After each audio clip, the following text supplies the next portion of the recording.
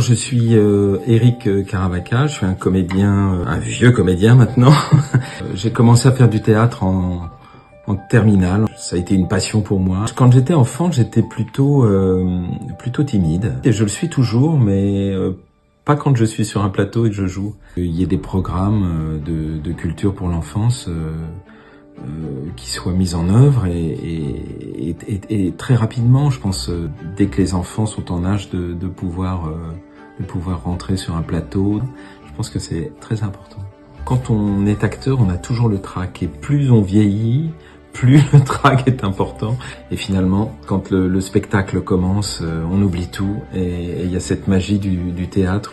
Le théâtre, c'est l'imaginaire, Alors moi, ce que ça m'a apporté, cet imaginaire et cette découverte du verbe, c'était surtout pouvoir communiquer avec les gens, pouvoir se connaître soi-même, puisque finalement, je trouve qu'on est ce qu'on dit. Et en fait, on est des êtres de par l'être. Ce qu'on ne trouve parfois pas chez soi, on le trouve dans cet univers du théâtre, qui est un univers de la poésie, de la liberté et d'une certaine vérité, d'une certaine justice. C'est la connaissance du langage.